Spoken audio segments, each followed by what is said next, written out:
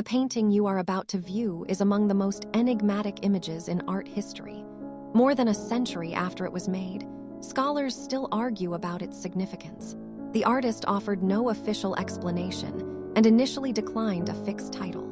When first shown in 1903, Hugo Simberg provided only a single line, inviting each spectator to form their own understanding. Remarkably, despite that, people still felt a strong bond with it. In 2006, a survey organized by the Atheneum Museum declared this painting Finland's most cherished. Nearly 10,000 people cast votes, elevating it to the country's most treasured painting. And that prompts the central question of this video. How can such a mysterious work resonate so deeply?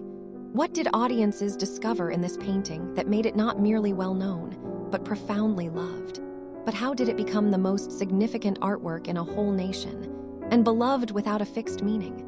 To grasp this painting, we must first look at Hugo Simberg.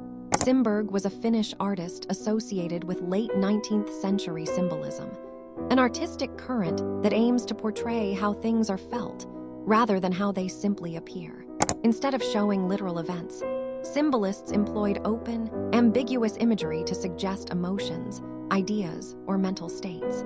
In his paintings, we encounter children, angels, and even death, but they are always placed in strange, unsettling scenes. A clear instance is his 1896 work, The Garden of Death, where skeletons tend plants and clutch flowers, treating life's fragility as everyday, a deeply disquieting image, in my view. However, to truly comprehend this work, we must consider one crucial fact that alters our reading of the images. In 1902, Simberg became seriously ill. Sources differ on the exact diagnosis, but contemporaries described it as a nervous disorder. In 1902, Simberg fell gravely ill, termed a nervous ailment at the time, likely caused by extreme exhaustion, anxiety, or depression, and today seen as a serious psychological or neurological episode.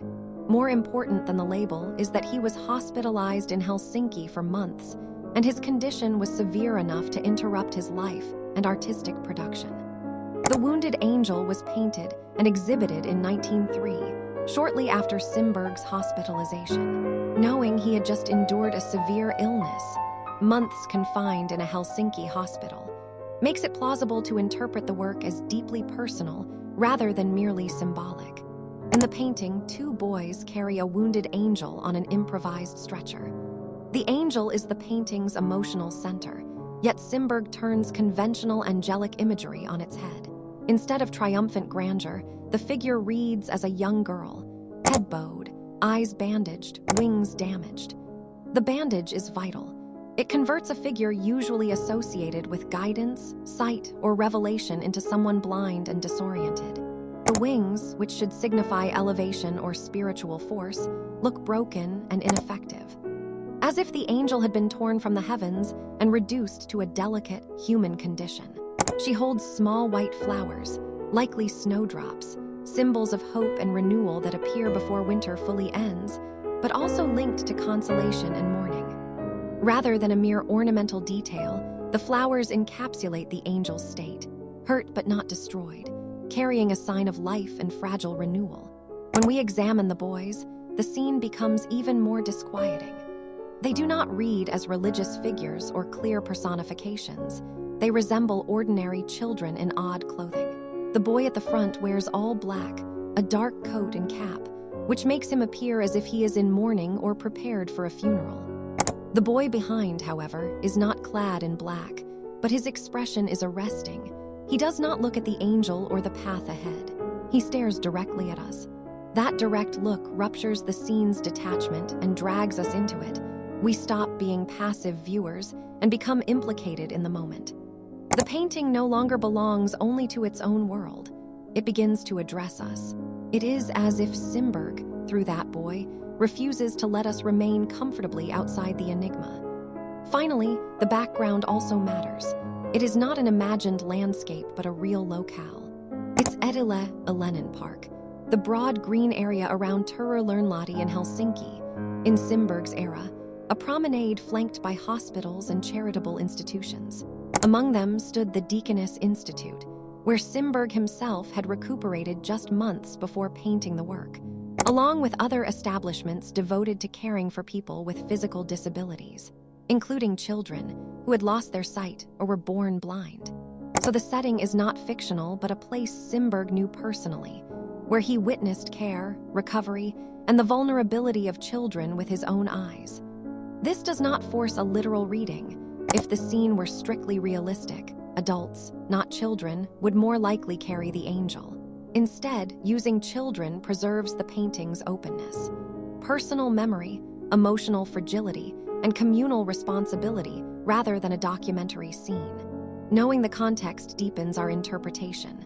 The blind, wounded angel, the boy in mourning, the other child's confronting gaze, and the real landscape of care all come together to suggest vulnerability, shared duty, and a personal response to illness rather than a simple symbolic tableau.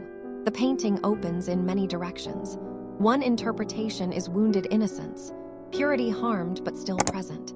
It can be read as damaged faith, even as an indirect self-portrait of Symbolism, not depicting his face, but the condition he suffered after illness. In 2006, The Wounded Angel was chosen by public vote as Finland's most beloved painting in the Maamatalo campaign organized by the Ateneum Museum.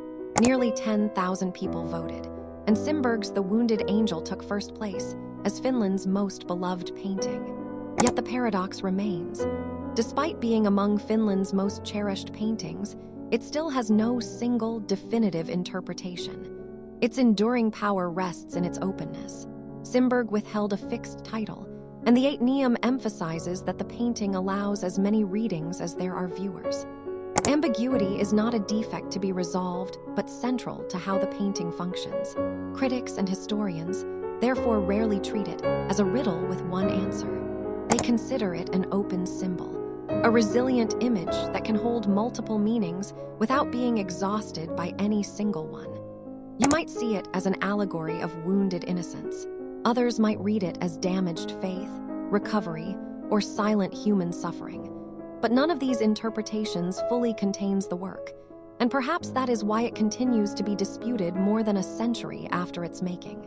The painting remains vital because it never fully reveals itself. After all I've shared, I must ask, what do you perceive here? Share your reading in the comments. I'd love to see your perspectives and compare them, especially since I'm sure opinions will differ widely. Thank you so much for watching until the end, and I would love to hear in the comments what you thought of this paintings. See you in the next video.